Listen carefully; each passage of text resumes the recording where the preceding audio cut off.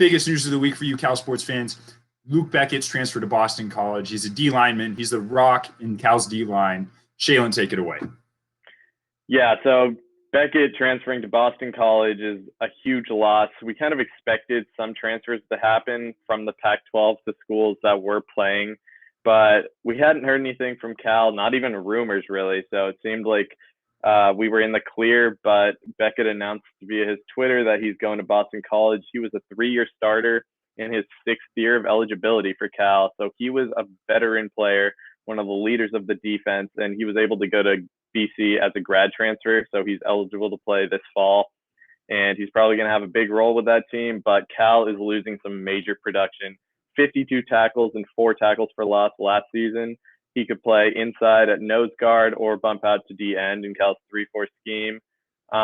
Didn't generate a ton of sacks, but he was there to shrink the pocket and clog up running lanes. So it's a major loss for Cal, and they're going to have to find a way to rebound and replace him. So Jasper, who would you say off the bat is the most likely candidate to replace Beckett on the line? Yeah, well, like you said, Beckett's a machine. He's a presence this team is going to miss. For me, at this point, season, we don't know if it's around the corner or not, but the move that makes the most sense is it's go platoon. Cal's a bit thin on the D line. I think they have 4 other D linemen on the roster, but you got to get multiple guys in there. You got to rotate it out. There are a lot of names that can be thrown in there. You have a lot of players from other positions. Jaden Roberts is a big name that they just recruited. He's an athletic kid from Connecticut. He could have a role this season, but platooning makes the most sense here. You're going to have more time to acclimate players to that position, whether they're new freshmen, whether they're players from different position groups. You just got to bring it in. You got to mix it around. D-line is demanding. And having one player at risk there is just I don't see the need for that. Is there someone that you see as a starter, or do you think they're gonna? So Cal and Justin Wilcox like to do a thing where they don't like naming starters in any capacity until they absolutely have to, and a lot of the times they'll kind of just throw out random names during practice because it's kind of a philosophy for Cal not to give the opponent any information, like any more information than they have to. So there were times where they would name like random receivers as starters during practice, and then during a game it would be someone different. So do you think it's the type of thing where it's just going to be a random starter and then someone will start to play a lot in place of Beckett, or do you think it's the type of platoon where they're going to just switch players out all the time?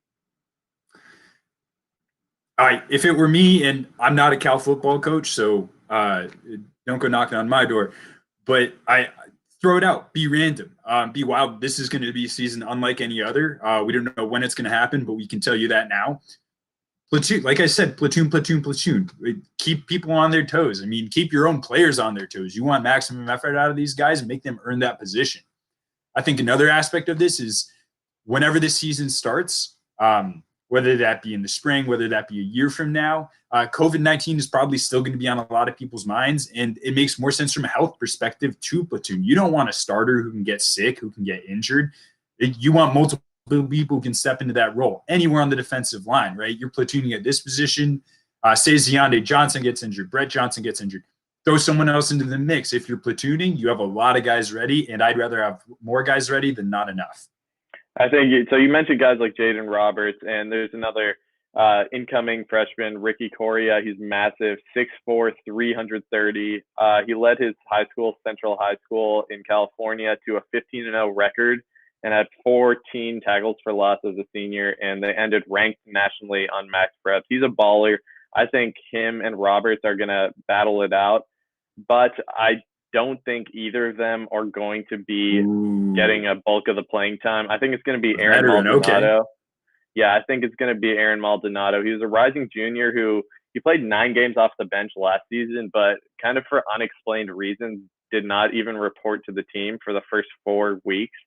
So that's still a situation that they didn't make public. And he was unable to play last season's spring ball, though, due to an upper body injury. So we didn't really get to see what Maldonado can actually offer when he has a full offseason to prep. And this offseason is obviously can't be really considered a regular offseason, but he's fully healthy, and presumably I think is the best candidate to take the place of Beckett